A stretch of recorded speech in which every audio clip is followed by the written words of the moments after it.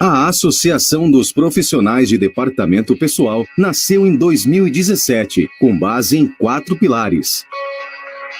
VIDA: valorização, incentivo, desenvolvimento e atitude. Com o objetivo de atender os profissionais de departamento pessoal do mundo corporativo, com cursos, meetings, palestras, pesquisas, workshops, fóruns e muito mais.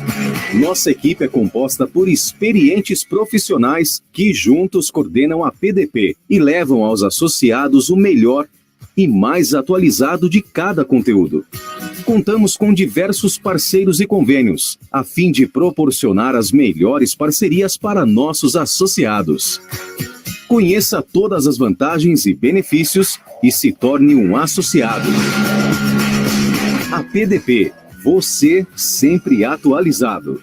Visite o nosso site www.apdp-sp.org.br.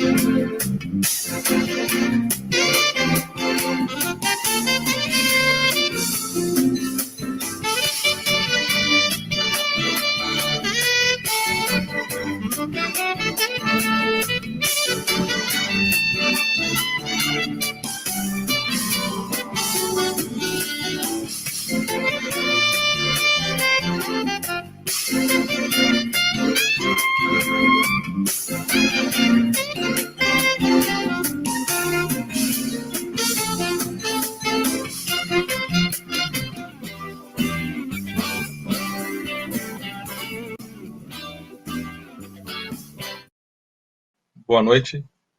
É uma satisfação estar aqui presente hoje para mais um evento da APDP. Hoje nós trataremos, o nosso convidado especial é o desembargador Manuel Carlos Toledo Filho. Além de um profundo conhecedor do direito, é um amigo pessoal que eu tenho grande satisfação de apresentar essa noite. Magistrado no TRT da 15ª Região há quase 30 anos e exerce o cargo de desembargador do TRT de Campinas desde 2009. Já atuou como vice-diretor da Escola Judicial na gestão 2014 a 2016 e na gestão do biênio 2016-18 foi diretor da Escola Judicial. Possui graduação, mestrado e doutorado em Direito pela Universidade de São Paulo, tendo como área de concentração o Direito do Trabalho. Sua principal área de pesquisa é o direito do trabalho e o direito processual do trabalho comparado, especialmente no âmbito sul-americano, participando ativamente em diversos eventos regionais, nacionais e internacionais. Foi o primeiro brasileiro admitido como membro da Associação Argentina de Direito do Trabalho e da Seguridade Social. E o primeiro estrangeiro admitido como integrante titular da Associação Uruguaia de Direito do Trabalho e da Seguridade Social. Possui diversos trabalhos publicados no Brasil e no exterior, e além da atividade judicial, como magistrado, também é professor de pós-graduação, lato sensu, da PUC Campinas, onde tive o prazer também de encontrá-lo. E foi meu professor. Então, com vocês, agora o professor Manuel Carlos. Obrigado, boa noite, professor. Acho que tem que... Boa noite. Eu pergunto primeiro se o som está bom. Aqui está bom. O som está bom, ok. Bom, boa noite a todos. Queria agradecer ao Vitor pelo gentil convite de poder participar desse evento. A nossa ideia é falar um pouco aí sobre as leis trabalhistas, né, a sua origem, a sua necessidade. Mais ou menos aí talvez uns 40 minutos de exposição. E depois, se houver perguntas, né, se houver interesse em algum debate, nós também ficaremos à disposição. Eu vou usar aqui o recurso de compartilhar a tela. Vamos ver se está certo. Eu começo aqui, então, nesse primeiro slide, né, leis trabalhistas, um problema ou uma necessidade. Porque o que acontece? Né? A gente sabe, nesses últimos anos, especialmente de 2017 para cá, houve, e ainda há, uma grande discussão a respeito da pertinência ou da conveniência das leis trabalhistas. Então, né, vocês que estão vinculados aí ao departamento de pessoal, a recursos humanos, vocês sabem disso melhor até do que a gente. Né? E o questionamento que se faz, olha, as leis trabalhistas, elas atrapalham a organização empresarial, acabam atrapalhando o desenvolvimento dos negócios, porém acabam servindo como um entrave desnecessário ao ritmo da economia. E aí, e há que argumente que não, que você precisa ter leis trabalhistas, você precisa ter normas trabalhistas para disciplinar de uma maneira mais equilibrada o mercado de trabalho e as próprias relações entre patrões e empregados. Então, nosso objetivo aqui vai ser tentar justamente averiguar se primordialmente as leis trabalhistas no Brasil hoje, né, se elas seriam mais um problema ou se elas seriam mais uma necessidade. Qual seria aí a perspectiva principal em relação a elas? Aqui, esse primeiro slide que eu coloco aqui, né, na Alemanha, tem a ver com a Alemanha no século XIX, e essas duas figuras aí são Lassalle, né, esse que está aqui, e Bismarck. Porque para entender as normas trabalhistas, a gente tem que falar um pouco de história. Não apenas história do Brasil, mas história internacional. A gente tem que ver o quadro inteiro, tem que ver o contexto completo. Quem que era Ferdinand Lassalle? Ele era um agitador social. Né? Ele organizou os primeiros partidos operários da Alemanha. Tinha uma visão socialista, né? Teve no meio de greves, né? E, enfim, era uma figura assim que seria da esquerda da época. E Bismarck era o chanceler da Alemanha, o primeiro-ministro. Então, um conservador, né, monarquista, né, pela cara dele, um sujeito muito sério. Né? E esses dois viveram na mesma época na Alemanha, ali na metade do século XIX para frente. E o que é interessante é que eles conversaram bastante entre eles, tiveram vários encontros, trocaram várias ideias. E isso era uma coisa estranha, porque os amigos do Lassalle não entendiam por que ele conversava tanto com o Bismarck. E os amigos do Bismarck não entendiam por que ele conversava tanto com o Lassalle. Então, uma coisa esquisita ali. Né? Para a gente entender isso, seria mais ou menos como, transportando, né? Seria mais ou menos como ter o Boulos conversando com o general Mourão. Né? Alguma coisa nessa linha, né? Que todo mundo ia achar estranho. Mas por quê? Eles trocavam muitas ideias a respeito da realidade social da Alemanha. E os dois eram homens de visão. Os dois eram patriotas, os dois eram nacionalistas. Então, eles tinham pontos em comum. Eles tinham divergências políticas e teológicas, mas eles tinham pontos em comum.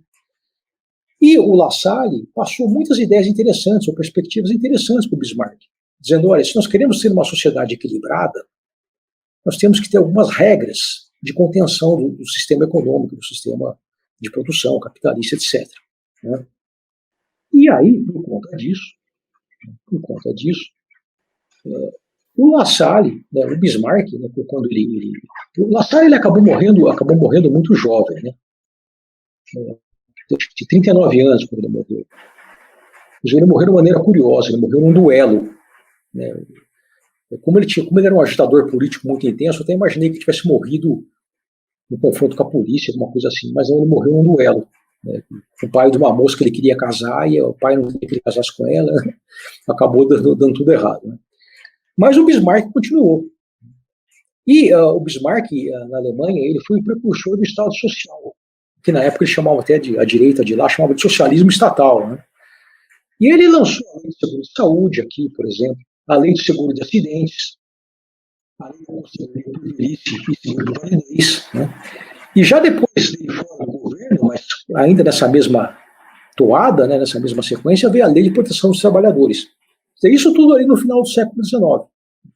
Quer dizer, aquelas ideias do La Salle, que era um cara de esquerda, um agitador, passou para o Bismarck, ele incorporou dessa maneira. Criando mecanismos de contenção, tanto no plano do direito previdenciário, né, uma proteção previdenciária para os trabalhadores, como uma proteção trabalhista propriamente dita. Então, ele viu a necessidade de você ter esses mecanismos de contenção para evitar desequilíbrio, para evitar agitação social, para evitar, por exemplo, para tentar conseguir paz social, né? Nós vamos ver aqui essa velhinha aqui, né? Aí a gente já passa para o início do século XX, 1920, 1915, por aí, né? Essa velhinha aqui chama Mary Harris Mother Jones. É uma velhinha americana, olha como é bonitinha, né? Quem aqui já viu aqueles desenhos do Frajola e do Piu Piu? Ela é igualzinha àquela vovozinha do desenho, olha como é bonitinha. Mas essa vovozinha bonitinha, ali no início do século XX, ela chegou a ser considerada a mulher mais perigosa da América. A mulher mais perigosa da América. Por quê? Porque ela era uma agitadora social. Ela conscientizava os trabalhadores, ela organizava greves em várias atividades diferentes, né? Ela tinha um poder de convencimento muito forte, né? Uma pessoa também muito correta, então ela convencia. E ela, por conta disso, por conta dessa agitação, ela foi considerada a mulher mais perigosa da América ali no início do século XX. E os conflitos trabalhistas dos Estados Unidos no início do século XX, eles eram muito intensos, né? Aconteceram inúmeros, né? Assim, foi uma situação muito complicada, né? E eu vou mencionar aqui só um, né? Eu separei aqui só um específico aqui para a gente ver. E é esse aqui, né? As guerras do carvão, né? Cold Wars, que durou mais ou menos esse período aí, e a vovozinha, ela estava no meio dessa confusão também, né? Houve vários confrontos, e um deles é esse que eu menciono aí, que aconteceu em 1921, né? A Batalha de Blair Mountain, que foi a maior revolta trabalhista da história dos Estados Unidos, e uma das maiores, mais bem organizadas e mais armadas revoltas desde a Guerra Civil Americana. De agosto a setembro de 1921, mais de 10 mil mineiros enfrentaram tropas estaduais e federais em um esforço para sindicalizar as minas da Virgínia Ocidental. Ambos os lados estavam armados com rifles de alta potência, metralhadores e dinamite, e estima-se de 50 a 100 mortes no conflito. Quer dizer, a categoria da mineração, ela sempre foi muito forte, muito bem organizada, os mineradores muito bem organizados, e muito proativa e também bem radical, assim, nas revoltas dela. E aí, nesse caso específico aí, quer dizer, esses conflitos foram vários, essa batalha foi só um desses conflitos, né? Mas virou, assim, uma guerra. Quer dizer, por conta de você sindicalizar trabalhadores, começou os trabalhadores a aderirem aos sindicatos, os patrões resistirem a isso, porque eles não queriam trabalhadores sindicalizados, de repente você tem um confronto armado nas suas mãos. O Estado tem um confronto armado nas suas mãos, quer dizer, você tem tensão social, desequilíbrio, revolta. E, vindo agora então aqui para o Brasil, né, nessa época, início do século, nós tivemos muitas greves no Brasil. Aliás, é interessante notar que naquela época, os trabalhadores, é impressionante quando a gente estuda esse período. Por quê? Porque os trabalhadores na época, eles não tinham, até para fundar sindicato era difícil, porque em um certo momento era ilegal, inclusive. E mesmo quando já era legal, a repressão era muito grande. A polícia fazia uma batida no sindicato semana sim, semana não, né? Quebrava tudo. Eles não tinham contribuição sindical, eles tinham que viver de contribuições voluntárias dos trabalhadores. Mas, apesar disso, eles eram muito bem organizados, eles tinham seus jornais, eles se comunicavam, organizavam movimentos. Assim, olha, naquela época, né, imagina, né? Hoje é até fácil, né, com rede social e tudo mais. Naquela época nem telefone eles tinham. E, no entanto, eles conseguiam se organizar. E em 1903, teve essa greve geral no Rio de Janeiro, e, como eu coloco aí, né, existe registro de ocorrência de 316 greves no Rio de Janeiro no período de 1890 a 1920.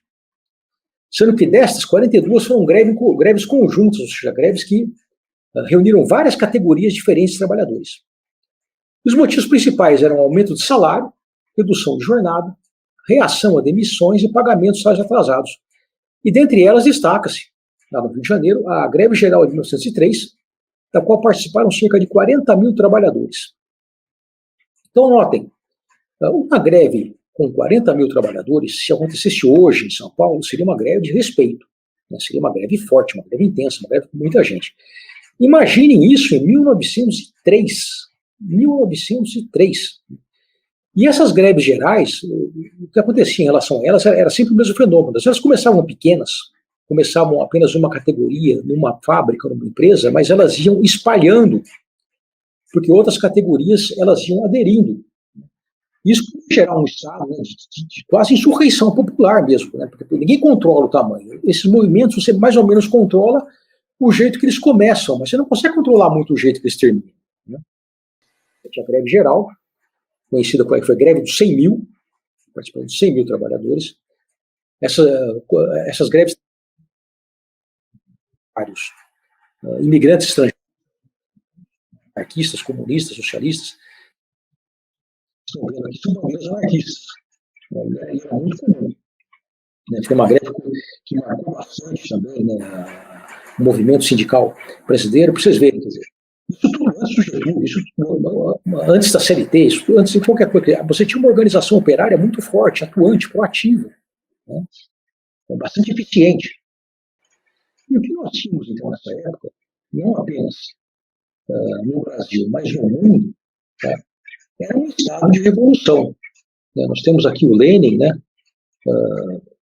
falando para a multidão lá na Rússia, quer dizer, a Revolução Russa é muito conhecida, todo mundo ouviu falar, todo mundo já viu alguma coisa, já leu alguma coisa a respeito, né?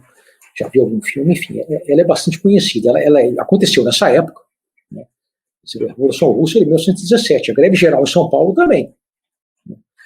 Então, nessa época, o mundo estava mesmo no estado de revolução. E quando a gente fala da Revolução Russa, né, que é mais conhecida, mas ela nem de longe foi um único movimento.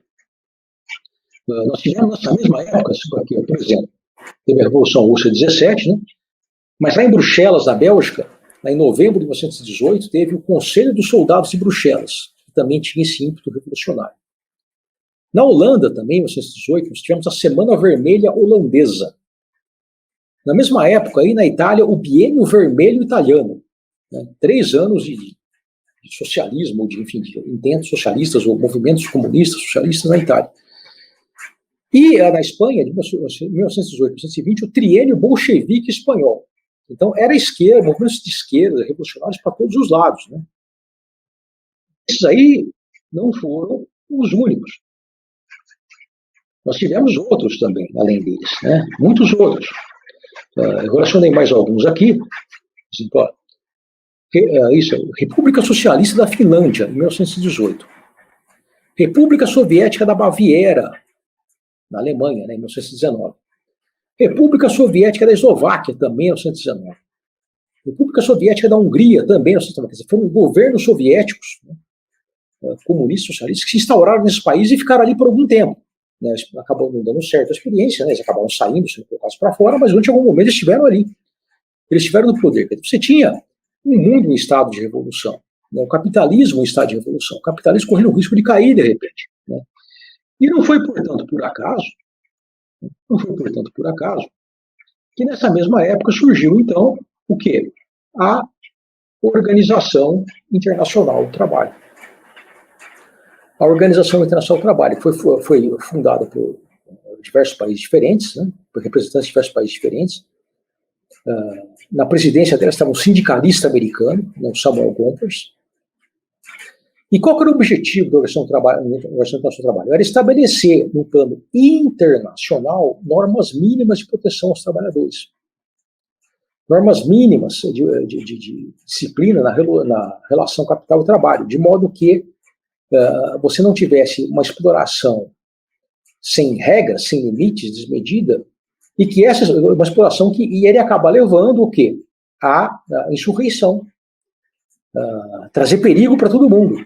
Na Constituição da OIT, no preâmbulo da Constituição da OIT, eles dizem isso mesmo, falam, olha, pobreza e miséria no mundo inteiro é perigo para todo mundo, porque você estimula a revolução. E não foi por acaso, que vocês viram aí nos slides anteriores, um monte de movimentos, né, revolucionários estão surgindo nessa mesma época. Quer dizer, não veio assim do nada. Tem uma história. E a história é trazer equilíbrio com a relação capital e trabalho, está ameaçando a desfazer a estrutura da sociedade, a estrutura política da sociedade desabar, né? Como desabou na Rússia. O medo deles era esse. Olha, na Rússia já desabou. Se a gente não tomar cuidado, se a gente não fizer alguma coisa, vai desabar na Europa Ocidental inteira. Na Europa inteira. E tendo desabado na Europa, depois desabou o resto muito bem. Né? O que ia sobrar? Aí agora, então, nós passamos, né, para o debate jurídico-econômico. Aqui eu selecionei duas figuras que me parecem interessantes. Esse aqui é o Evaristo de Moraes, esse aqui é o Alfredo Palacios. Os dois são professores de direito de trabalho, né, estudiosos de trabalho, eles estão entre os primeiros estudiosos de trabalho no Brasil e na Argentina. Evaristo de Moraes no Brasil, o Alfredo Palacios na Argentina. Né, os dois com bigodão aí bem destacado, né, na época, né. E eles estudaram já no início do século XX, tanto no Brasil como na Argentina, essa questão, né, da necessidade de normas trabalhistas. Né. Já tinha um debate jurídico-econômico ali intenso sobre a conveniência ou não da existência dessas normas. Né. E o que fundamentalmente se discutia era justamente esses argumentos aqui. Qual que eram os pontos-chave dessa discussão? No âmbito jurídico, se falava da liberdade contratual. Então, dizia, olha, a relação de trabalho, o contrato de trabalho, ele é um ajuste entre patrão e empregado. Então, o patrão vai oferecer uma coisa, o empregado vai aceitar ou não, e isso aí é problema deles. Se o empregado não quiser aquela oferta de trabalho, ele procura outra. Se o patrão não quiser aquele empregado, ele também procura outro. Então, se você começa a criar normas trabalhistas, estipulando, por exemplo, um salário mínimo, você impede que o patrão e o empregado ajustem o salário que eles queiram, porque vai ter que ser pelo menos o mínimo. Se você coloca lá uma lei onde pode trabalhar no máximo 8 horas por dia, e o patrão quiser que o empregado trabalhe 10, 12, o empregado também queira trabalhar 10, 12, ele não vai poder, porque o Estado vai estar interferindo. Então, essas normas trabalhistas de limitação, elas acabam prejudicando a autonomia das partes, a autonomia contratual das partes. As partes teriam que ser livres para ajustar o que elas quisessem. Então, esse é o aspecto jurídico. E o outro aspecto econômico é a entrada da atividade patronal. Fala assim, olha, com essas limitações todas aí, fica difícil contratar. Né? Fica difícil abrir um negócio. E esse argumento que a gente vê até hoje, ele é velho, mas ele é tão velho. Você pega, por exemplo, voltando ali no slide anterior, né, o Alfredo Palacios, na Argentina, lá em 1906, quando ele estava propondo uma lei que limitasse o trabalho das mulheres e das crianças, porque as primeiras leis trabalhistas elas vieram nessa linha mesmo, né, colocar limites para o trabalho das mulheres e das crianças, né, dar uma jornada máxima. Os industriais da época na Argentina disseram que, olha, se você coloca aí esse limite para mulher e para criança, a gente não vai contratar mais mulher e criança, e as famílias vão ficar sem essa renda, e isso vai ser ruim para elas. E aí o Palácio falou, olha, esse argumento que vocês estão usando, 60 anos atrás, na Inglaterra usaram também. Mesma coisa. Né? E hoje ainda usam, né? Não fala mais de mulher e criança, isso não discute muito, né? Não tem ninguém, não apareceu ainda ninguém no Brasil por esses dias com a coragem de dizer que você tem que explorar mulher e criança, né? Falando de criança. Mas nós estamos quase chegando lá, mas esse argumento, para vocês verem, ele é lá do início do século XIX, foi reciclado no início do século XX e aparece de novo no século XXI. Isso é uma conversa. E eu falei assim, olha, eu vou dizer, não, porque isso vai prejudicar a atividade. Não vai prejudicar a atividade. Vai estabelecer apenas alguns parâmetros mínimos de convivência salutar. E essa ideia vale para todos os tipos de de regramentos trabalhistas, de normas trabalhistas. Né? Você pode discutir a extensão delas. Você pode discutir, por exemplo, olha, qual que deve ser o salário mínimo mesmo, qual que deve ser o valor dele. Você pode discutir isso. Agora, você dizer que não tem valor nenhum, né, que você pode trabalhar a troco de comida, é complicado. Né? E aí, então, né, o que nós podemos concluir assim, preliminarmente desse ponto aqui? O direito do trabalho, as normas trabalhistas, elas surgiram para regular o sistema capitalista. Então, o direito do trabalho, as leis trabalhistas, são uma genuína criação do regime de mercado. A gente pode dizer que a lei trabalhista é filha do capitalismo, pode ser considerado um filho ilegítimo, um filho bastardo, um filho não desejado, mas essa lei é filha do capitalismo e é a filha mais leal, porque ela ajusta o sistema capitalista, ela modula suas incongruências, ela compreende suas limitações, ela tem paciência com os defeitos, ela nunca tentou modificar a sua essência. As leis trabalhistas, elas nunca vieram para acabar com o capitalismo, elas vieram para fortalecer o capitalismo, até porque quando você estabelece que trabalhadores terão uma renda mínima, com hora extra, com salário, com 13º, enfim, você estabelecendo o quê? Que consumidores terão uma renda, porque esses trabalhadores são consumidores. O salário que eles ganham, né, se for suficiente, se sobrar alguma coisa, vai comprar só comida, não vou sair de fome, se sobrar alguma coisa, ele vai fazer o quê? Ele vai comprar mercadorias.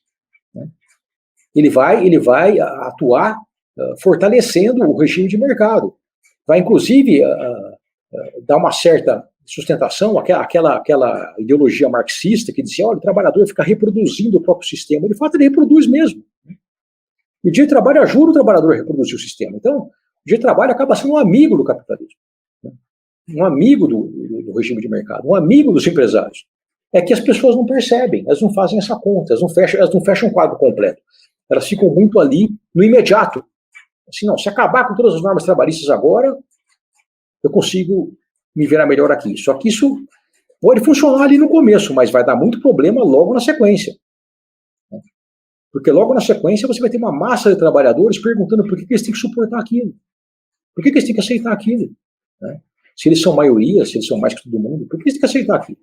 Eles vão perguntar. Não vai ter resposta. Né? E por conta disso tudo, então, né, o que nós podemos dizer? Nós podemos dizer que o direito do trabalho, ele foi um dique construído pelo capitalismo, né, um dique construído pelo capitalismo para o quê? Para evitar, ou tentar evitar, a onda da revolução. Então, que é o mar, revolução, né? O capitalismo está aqui, você faz de trabalho, coloca uma barreira. O trabalhador tem que fazer revolução, você dá hora extra, você dá salário mínimo, você dá 13º, você dá férias. Né? Você está seguro contra o acidente de trabalho, você cria um sistema de seguridade social, de proteção, de auxílio, de seguro-desemprego. Você procura equilibrar o sistema por aí. Porque se o sistema não foi equilibrado por aí, os trabalhadores vão querer trocar o sistema. Como trocaram na Rússia em 1917. Né? No Brasil, né, o direito do trabalho, ele veio aqui, ele não começou com Getúlio, né, ele já existia alguma coisa antes, mas Getúlio foi quem organizou, sistematizou, né, que criou a CLT. Né. Getúlio é uma figura controversa. Eu vejo um problema, embora as normas que ele tenha criado possam ser consideradas, o conteúdo delas bom, a forma como ele criou, quer dizer, de cima para baixo, sem discussão com a sociedade, isso nunca é positivo, né, sem enfiar as coisas goela abaixo das pessoas, não funciona direito. E como eu comentei, antes de Getúlio, você tinha um movimento sindical organizado forte que estava crescendo. E é razoável a gente concluir que esse movimento sindical ia influenciar o legislador, e o legislador ia acabar, como já tinha influenciado. Já tinha algumas leis, por exemplo, a Lei de Ciência e Trabalho no Brasil é justamente em 1919, aquela época em que a coisa estava fervendo. Né? Então, ia acabar surgindo um Código do Trabalho, iam acabar surgindo normas trabalhistas de qualquer maneira, né?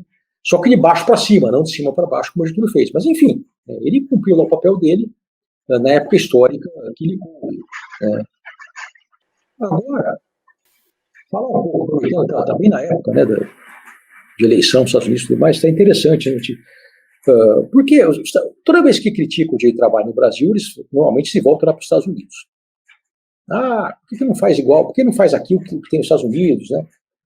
O México tem leis trabalhistas parecidas com as do Brasil, mas trabalhadores mexicanos todos eles fogem para os Estados Unidos, onde você tem menos leis, uma coisa mais flexível, né? Bom, então aí primeira coisa, né? Não é verdade que você não tenha normas trabalhistas nos Estados Unidos. Você tem. Você tem normas federais, estaduais, municipais. E você tem há muito tempo. Desde a época do Roosevelt, né, em 1938, a jornada de trabalho nos Estados Unidos ela foi regulada lá, 40 horas semanais, com adicional de 50%. Aqui no Brasil são 44 horas semanais. O adicional de 50% veio só em 1968, já 50 anos depois dos americanos. Então não é bem assim. Né? Eles colocam, não, vai lá que não tem, não é. A Califórnia, por exemplo, que é um estado bastante, né, emblemático nesse aspecto de trabalhista e tudo mais, ela tem um código de trabalho que tem 9.000 artigos. 10 vezes a nossa CLT. Né? 10 vezes a nossa CLT. Então, esse negócio de dizer que lá não tem norma trabalhista, isso não é assim, não. Mas por que, então, que os trabalhadores mexicanos eles vão para os Estados Unidos? Né? O que eles vão, né, se, de um modo geral, as normas lá realmente são mais flexíveis, né, não são tão engessadas quanto as nossas, né? Até pela natureza, pela própria evolução histórica da nação americana. Né? Bom, aí a gente tem que ver. Você pega, por exemplo, semanal geral, como eu já comentei, nos Estados Unidos são 40 horas, limite. No México são 48. O que significa? Significa que nos Estados Unidos, a norma trabalhista que define jornada é melhor que a norma mexicana. É melhor. Então, esse é um primeiro ponto.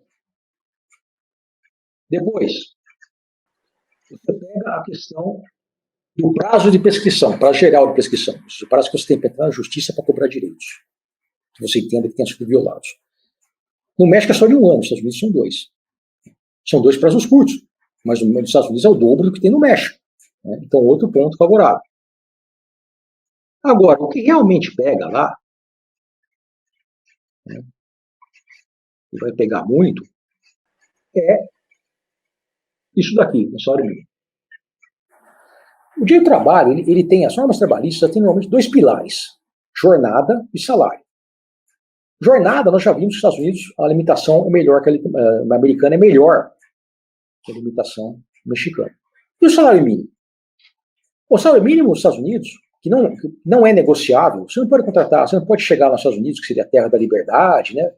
Os contratos, não existe isso, você chegar lá e, olha, vamos contratar aqui entre nós um salário menor que o mínimo. Isso não existe. Se fizer, é ilegal. Né? Não pode. E o salário federal, o mínimo federal é de 7,25 dólares por hora. Então, é no mínimo isso para o país inteiro. Agora, os estados, as cidades, elas podem estabelecer limites maiores. E sempre prevalece o limite maior. Né? Então, na Califórnia, por exemplo, para pequenas empresas, o salário mínimo é de 11 dólares por hora. Até 25 empregados. Mais de 25 empregados são 12 dólares por hora. Isso na Califórnia. E especificamente em Los Angeles, esses valores vão para 13,25 dólares por hora e 14,25 dólares por hora. Então, esse é o salário mínimo. Então, vocês façam as contas aí. Né? Multiplica aí por 8 horas por dia, né? Por 240 horas por mês e vê aí quanto vai dar. Né? Agora, isso nos Estados Unidos. Né? É Chico. O que nós temos é isso aqui. Né? Mais ou menos, né, tem que converter de pesos mexicanos aí para dólar, etc e tal, mas vai dar mais ou menos 1,14 dólares por hora só no mexicano. Então você vê a diferença. Quer dizer, o que isso significa? Que se o trabalhador mexicano entrar ilegal nos Estados Unidos para trabalhar sem registro, ganhando meio salário mínimo americano, ele já está ganhando umas 5 vezes mais do que ele ganha no México. Principalmente se for naqueles estados ali, né? Se for na Califórnia, né? Tem aquele estado que a gente viu lá de 12 dólares, ele está ganhando, né, muito mais do que ele ganha, mesmo estando ilegal, mesmo estando fora da lei. E sem falar, claro, das vantagens, né? Uma situação econômica mais estável no país, né? A sua estrutura sindical melhor no país, saneamento básico, serviço médico, enfim. Né? Então é fácil entender por quê. Os trabalhadores americanos, os trabalhadores mexicanos emigram para os Estados Unidos porque lá o direito de trabalho é mais forte que no México, a par de outros fatores. E aí, então, né, a gente acaba aqui meio para o final, né? A gente caberia perguntar, porque você fala, muito, o mundo mudou, né? As relações de trabalho hoje já não são mais como eram antes, você não precisa mais de normas trabalhistas como você tinha antes. Mas você deve perguntar, a realidade das relações de trabalho no Brasil, ela sofreu alteração substancial de forma a dispensar normas de proteção específica do laboratoriado? As coisas mudaram tanto assim, a ponto de você dizer, olha, não é mais como na época do Getúlio, você não precisa mais de normas de proteção. Será? E aí, para a gente saber, uma imagem aí, sabe, resolve bastante bem essa pergunta, né? Que é essa imagem aqui. Né? Essa imagem aqui, relacionada com o maior acidente de trabalho da história do Brasil, que aconteceu no início desse ano, Brumadinho. Isso ano passado, aliás, né, 2019. Brumadinho. Quer dizer, nós vimos ali a tragédia, né, que foi, né, esse acidente de trabalho, né, que eu comentei, foi o maior acidente, né, da história do Brasil. Né? A estimativa que tem aí de mortes, né? Acho que eu esqueci agora qual foi a última estimativa, porque os corpos ainda estão lá. Né? Os corpos ainda estão lá, estão ainda tentando achar. Né? Tem gente que tem corpos que não são encontrados nunca, né? Mas né, foi o mesmo essa barragem, que aconteceu em 25 de janeiro de 2019, deixou bastante claro o que acontece quando você não tem normas trabalhistas eficientes, ou que não estão sendo seguidas de maneira adequada. E note-se que a Vale é uma empresa grande, né? Não é uma empresa pequena, que não tem condições. Né? E você tinha ali um refeitório que estava colocado na linha de um eventual desabamento, e foi justamente ali onde morreram muitas pessoas. Né? Você receba cerca de 270 pessoas, mais ou menos, que morreram. Algumas das coisas que eu falei não foram encontradas. Isso acontece em empresas que têm esse porte, que têm essa capacidade, que têm todo esse... Imagina, então, o que não poderia acontecer, né? E o que não acontece, aliás, né? Efetivamente acontece, em empresas menores, situações mais distantes, longe da fiscalização do Estado, longe dos órgãos do Estado.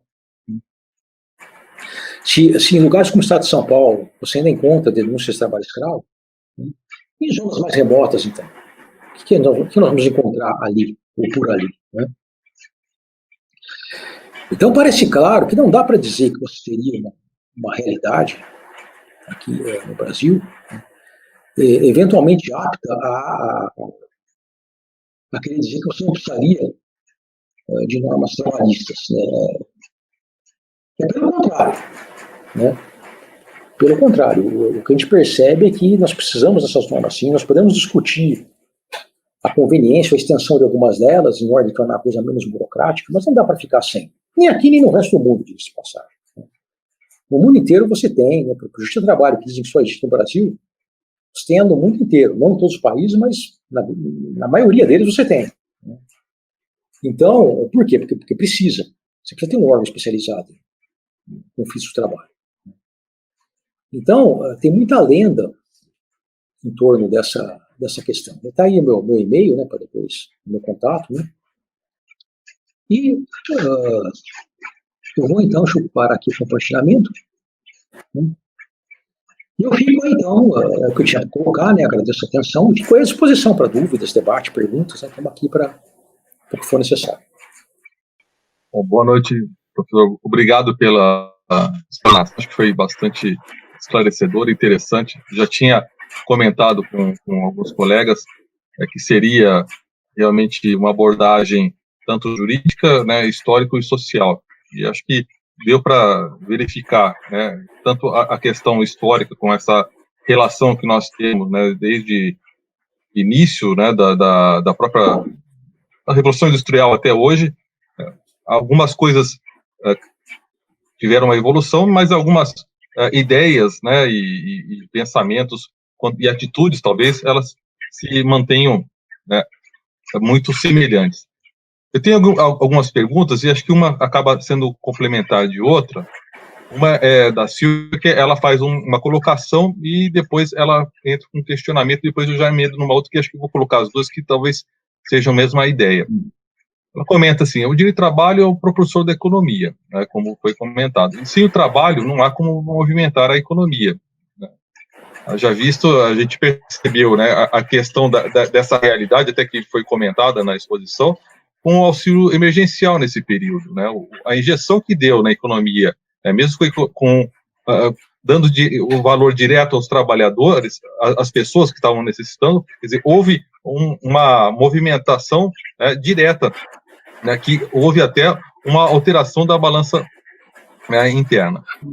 E, indo nesse viés, então, por que a economia nacional tem um olhar tão reservado com relação à classe trabalhadora e por que não adequar a CLT às necessidades atuais para evitar tantas fraudes? Então, seria essa duas perguntas em uma, praticamente.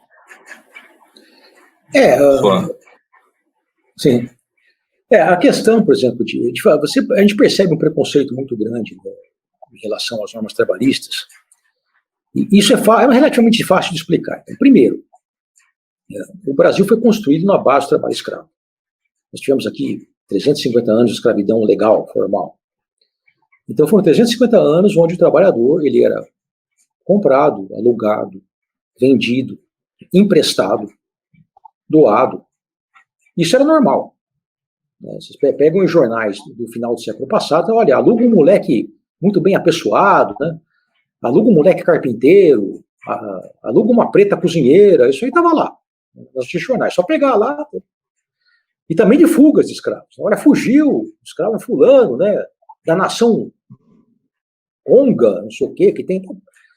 Quer dizer, isso aí era da sociedade, era normal. Então era normal você ver o trabalhador braçal, o trabalhador que seria operário, o escravo como uma coisa. Isso era da sociedade. E quando isso entra na cabeça das pessoas, você não tira isso da noite para o dia. Isso é um trabalho de muitas gerações. A escravidão, a abolição formal dela, eu digo formal porque na realidade a gente encontra por aí ainda, né? Tem pouco mais de 100 anos. Então isso é pouco tempo. Não saiu da cabeça das pessoas ainda. O Brasil, acho que ele utilizou o trabalho escravo, mas qualquer outro país do mundo. Acho que não tem ninguém que utilizou tanto o trabalho escravo como nós. E muita coisa aconteceu na escravidão que a gente não sabe, porque a informação ficou ali parada, né? Ainda falta uma pesquisa maior sobre o que aconteceu na escravidão, as coisas que aconteceram. Isso tem repercussão. Então, você tem um preconceito embutido. Então, primeiro, né, quem trabalha, quem vive do salário, não deve ser uma pessoa muito bem sucedida. Então, você já tem esse começo, a coisa já começa meio que por aí. Eu lembro direitinho de ter, quando eu estava lá na escola, no Colégio Rio Branco, volta e meia eu escutava a seguinte expressão: eu trabalho porque eu gosto, precisar eu não preciso. Né?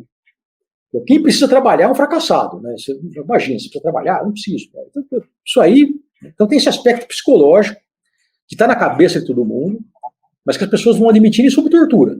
Ninguém vai admitir isso, mas está em algum lugar lá dentro. Né? Em algum lugar isso aí está.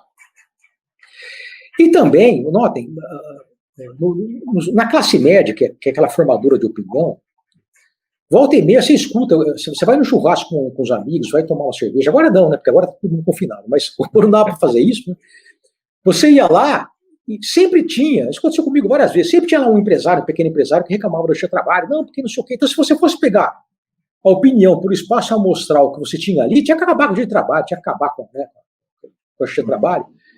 Só que isso não era real, porque você tinha que ir no churrasco com operários para saber o que eles pensavam também. Né?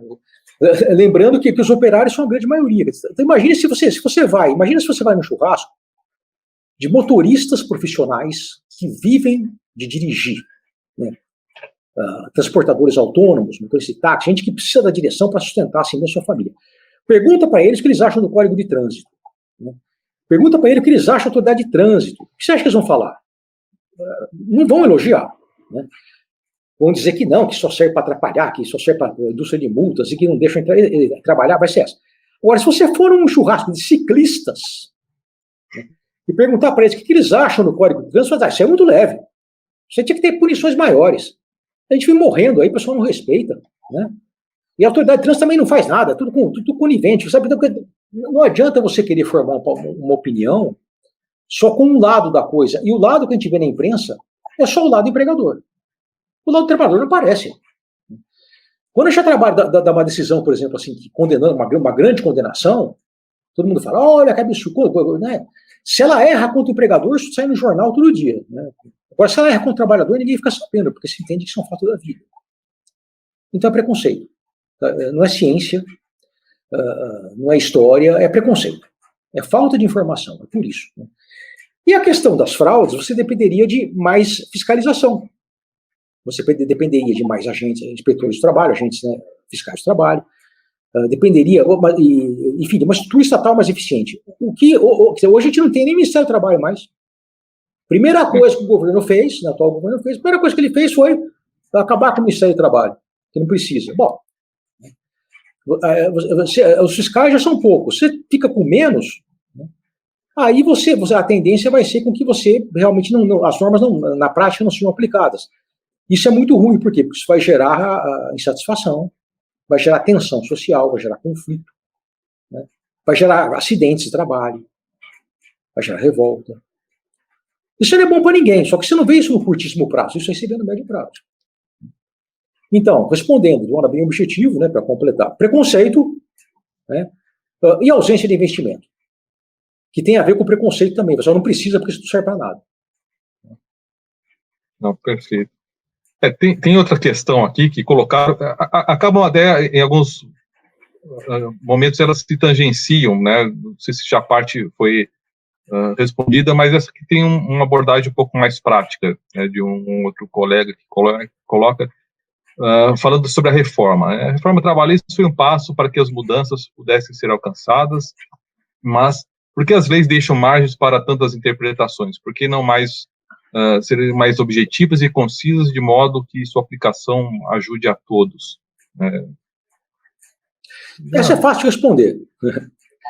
A reforma trabalhista gerou confusão porque ela foi mal feita. Quer dizer, ela não foi debatida na sociedade. O primeiro projeto do governo Temer era um projeto curtinho, né, de ali uns 5, 6 artigos referentes à negociação coletiva.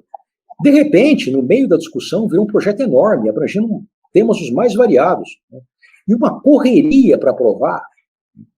Foi aprovada na Câmara dos Deputados a toca de caixa, e no Senado, então, os senadores tinham divergências, mas disseram, não diverge, não manda de volta para a Câmara, porque senão vai começar de novo, né? Aprova isso do jeito que está, e depois o governo vai vetar algumas coisas, e aí depois faz uma medida provisória para ajeitar. Quer dizer, vai fazer um processo legislativo ruim assim, né? Lá em Marte, né? Vai ser inconsequente, responsável assim na China, né? Mas fizeram. E pior, depois o governo ele não vetou o que falou que ia vetar, ele não cumpriu essa parte dele, né? O Senado Federal ficou com cara de bobo, né? Fizeram lá na frente, na última, uma medida provisória mal feita que caducou. E aí sobrou, então, aquele projeto inicial. Quer dizer, lógico que ia dar errado, é lógico que ia dar confusão, é lógico que vai ter dúvida, lógico que vai ter... E eu, assim, na época que a lei estava em tramitação, eu tentei, eu escrevi alguns artigos, né, até no Facebook eu usei para tentar alertar para algumas coisas, mas não adiantava, ninguém escutava. Só diziam, não, tem que mudar, sabe?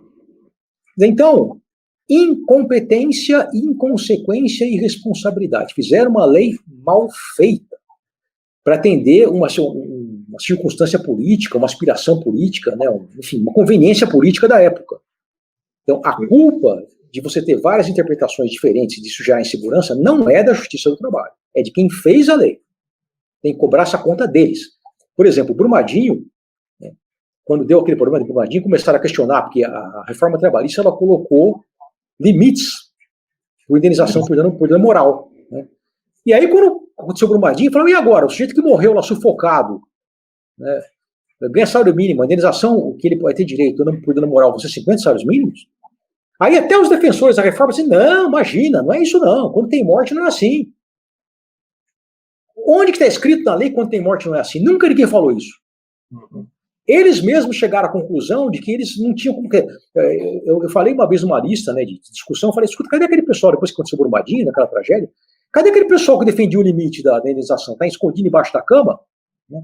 Eles se trancaram no banheiro? Onde é que vocês estão? Porque ficou evidente, né, que eles tinham feito uma coisa errada. Mas não precisava ter acontecido o Brumadinho. A gente já tinha falado antes, olha, vocês estão colocando limite na dor das pessoas e vocês não têm como controlar o que vai acontecer. Ninguém escutou, né? Ninguém estava nem aí, bom. Né? Saiu isso daí. Né? E a culpa não é da justiça. Não, perfeito. Eu concordo também. Só mais, acho que já dirigindo para o encerramento, já tem duas questões que acho que a gente pode colocar juntas para responder. Primeiro, assim, também voltado com a reforma, seria qual o papel dos sindicatos após a reforma e qual, na sua visão, a perspectiva para o futuro da justiça do trabalho? Os sindicatos eles precisam se reinventar. Né? A questão da extinção da contribuição compulsória, que foi um dos pontos da reforma, talvez tenha sido um dos poucos pontos onde ela acertou. Ela podia ter feito de maneira diferente, de maneira mais gradual, enfim, né, para não acabar, mas a contribuição realmente não era, a obrigatória não era um negócio assim, interessante.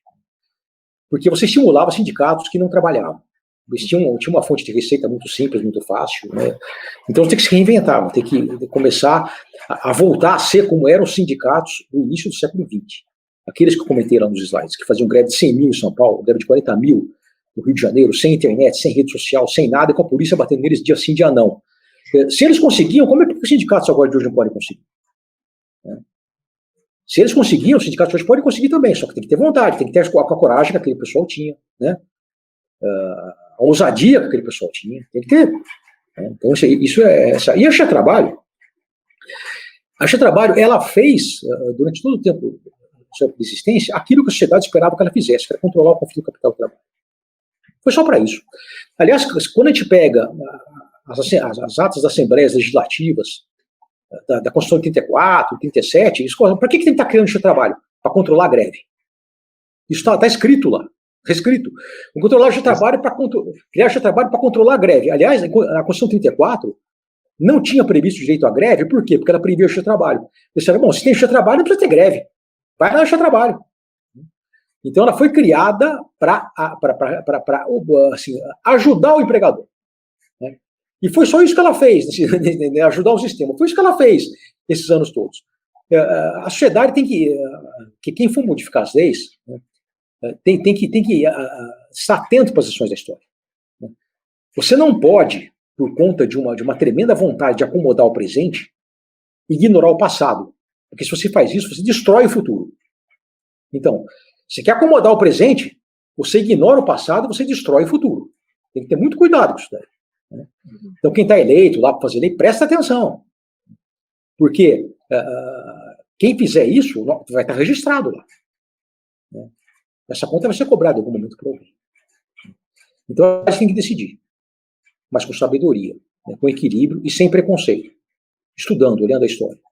Tudo que eu falei aqui, vocês não precisam acreditar em mim. Tem internet, vão lá, vocês vão achar do jeitinho que eu falei. Né? E eu falei só um pouquinho, tem muito mais aí que a gente poderia conversar. Mas é preciso ter essa consciência. Né? Isso é o mais importante. Tendo essa consciência, aí você decide do jeito que você quiser, mas tem que ter essa consciência. Você não pode destruir uma coisa sem saber por que ela está ali. O Chesterton, que era um pensador conservador, ele dizia isso, né, que ele chamava a teoria da cerca. Ele falou, você vê, tem uma cerca no meio dessa estrada, vamos derrubar. Sabe por que colocaram? Não sei. Bom, então, é melhor primeiro saber por que colocaram e se derrubar. Vai que, né, porque ela está aí. Sim. E o dia de trabalho, porque é uma cerca. Né? Vamos derrubar, mas por que colocaram? Você sabe? Né? Depois que você souber, é bom, hein? Aí se você achar, se ainda quiser derrubar, você derruba. Em linhas gerais, é isso aí. Né? Perfeito. Bom, professor, muito obrigado por essa participação. Creio que as pessoas que tiveram oportunidade vão aproveitaram bastante, e para quem não pôde ver, deve depois disponibilizar, o sistema deve dar algum direcionamento, e esperamos poder contar em outras oportunidades para novos debates, novos esclarecimentos. Eu que agradeço a oportunidade, a gente está sempre à disposição aí, né? Espero que tenha podido transmitir alguma informação. Esse é sempre o nosso principal objetivo, tá? Uma boa noite para todo mundo se cuide aí. Tá certo. Obrigado, boa noite.